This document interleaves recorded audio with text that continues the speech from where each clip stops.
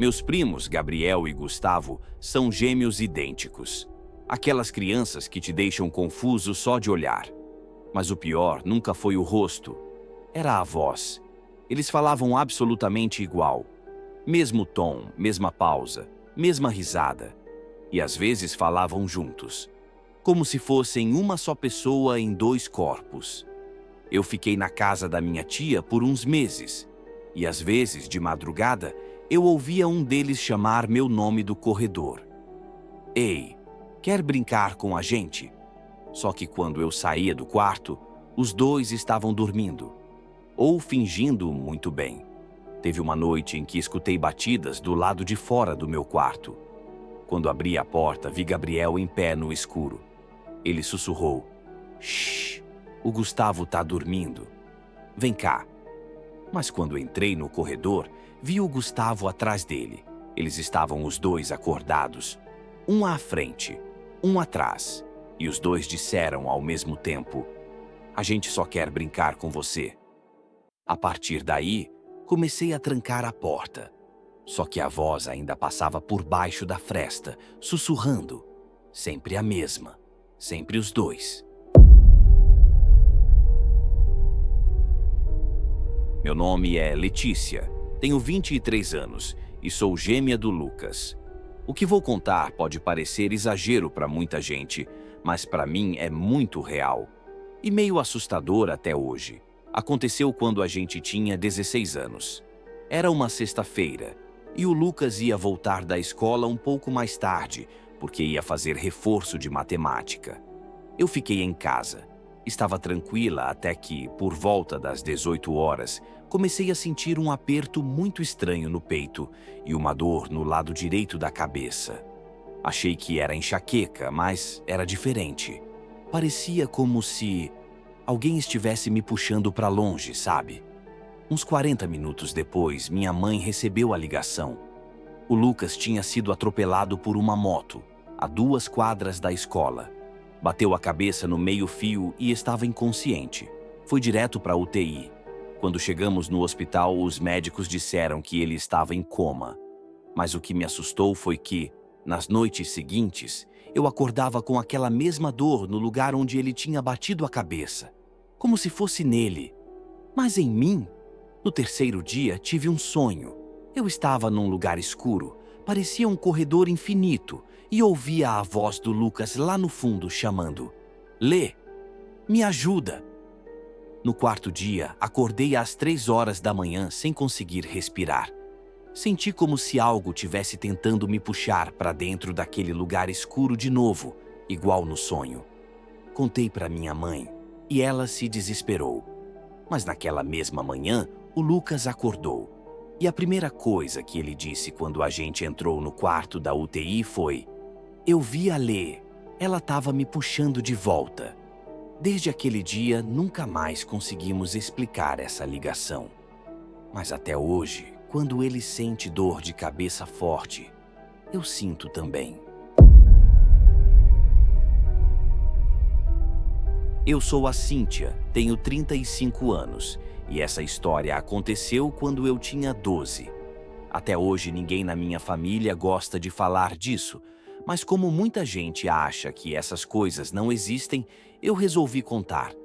A gente morava numa casa alugada no interior do Paraná, em São João do Triunfo. Era uma casa antiga, com um corredor estreito que levava até um quartinho nos fundos. Esse quarto era pequeno, com cheiro de mofo e sem janela. Mas como éramos em 5 irmãos, minha mãe decidiu colocar meus irmãos mais novos lá. Os gêmeos, o Ian e o Igor, tinham 4 anos. Na primeira semana já ficou claro que alguma coisa estava errada. Os meninos começaram a acordar toda noite, gritando. Diziam que tinha uma criança junto deles no quarto. "Ele mora no armário", eles falavam. No começo a gente achava que era coisa da idade. Mas teve uma noite em que minha mãe ouviu barulho de risada vindo do quarto. Quando abriu a porta, os dois estavam sentados no chão, olhando para dentro do armário, como se alguém estivesse lá brincando com eles. Depois disso, as coisas pioraram. Os brinquedos começaram a aparecer arranhados. O colchão de um dos meninos apareceu rasgado por dentro, com o pano virado, como se algo tivesse saído dali. E o que mais me marcou foi o dia em que minha mãe foi tentar limpar o armário. Ela tirou tudo de dentro e viu, no fundo da madeira, algo rabiscado à mão. Parecia carvão ou tinta preta. Era um desenho. 3 meninos de mãos dadas, 2 iguais. E o do meio com os olhos completamente escuros, sem rosto. Ela chamou o padre da igreja que a gente frequentava. Ele foi até a casa, entrou no quarto e quando saiu estava branco. Ele só disse: "Eles não devem mais dormir lá. Nunca mais." Mudamos eles de quarto na mesma hora. Uma semana depois a gente se mudou da casa. Mas até hoje, quando passo por lá, porque a casa ainda existe, juro que ouço barulhos no fundo, como se fossem risadas abafadas. E uma vizinha me disse, muitos anos depois, que depois da gente, ninguém conseguiu ficar naquela casa por mais de 3 meses.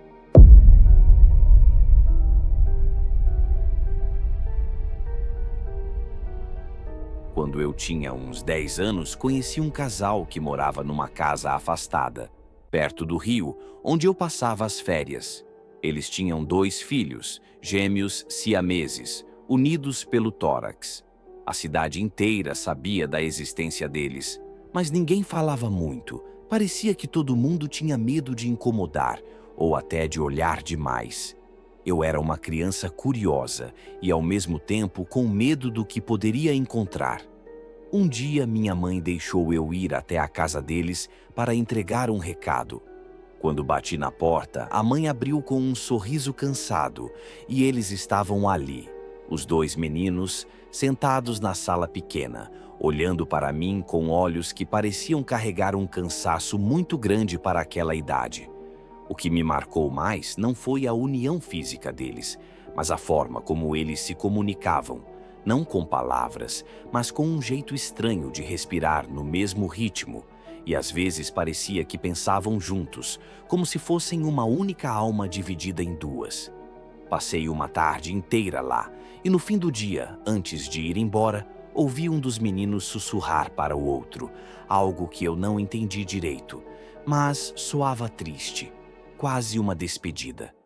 Eles nunca foram à escola, viviam isolados, protegidos pelos pais, e a gente não os via mais depois daquela época.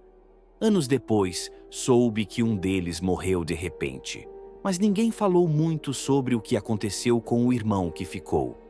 Até hoje, quando penso neles, sinto uma tristeza profunda. Aquela ligação tão intensa, quase inexplicável, e o silêncio que ficou no lugar deles. É como se algo tivesse ficado preso naquela casa velha, esperando para ser compreendido, mas que ninguém ousou tentar entender direito.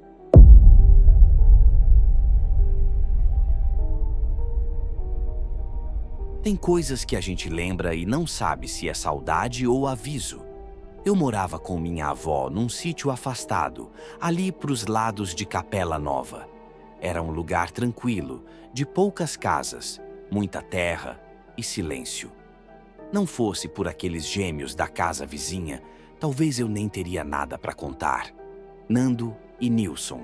Os 2 andavam grudados, feitos sombra. Não eram siameses, mas pareciam ser. Falavam juntos, riam juntos, até respiravam igual. Nunca vi os 2 brigando ou sequer se olhando diretamente, sempre estavam lado a lado, como se o mundo só fizesse sentido se vivessem no mesmo eixo. A gente da roça estranhava. Diziam que a mãe deles teve um susto grande na gravidez e que desde então os meninos nasceram diferentes. Minha avó evitava falar deles. Quando eu perguntava, ela respondia só que tem gente que vem para o mundo com outra missão e trocava de assunto. Teve um dia que ajudei o pai deles com umas sacas de milho e entrei na casa. Foi ali que vi uma coisa que nunca esqueci. Tudo era duplicado, escova, rede, rádio. Até os chinelos eram 2 pares iguais, um do lado do outro, como se ninguém ali tivesse direito à individualidade. E na parede do quarto deles tinha um retrato antigo, em preto e branco, dos 2 bebês no colo da mãe. Só que olhando bem, os olhos de um pareciam mirar direto para mim, mesmo na foto. Não demorou muito depois disso, um dos meninos, o Nilson, caiu num poço atrás da casa. Dizem que foi acidente. Mas o estranho foi que o Nando se jogou atrás. Morreram os 2. Enterraram juntos, no mesmo caixão. A cidade ficou em silêncio por dias. Naquela mesma semana, minha avó passou a colocar sal grosso na porta e acender vela antes de dormir. Nunca explicou por quê, só disse que certos vínculos não terminam com a morte.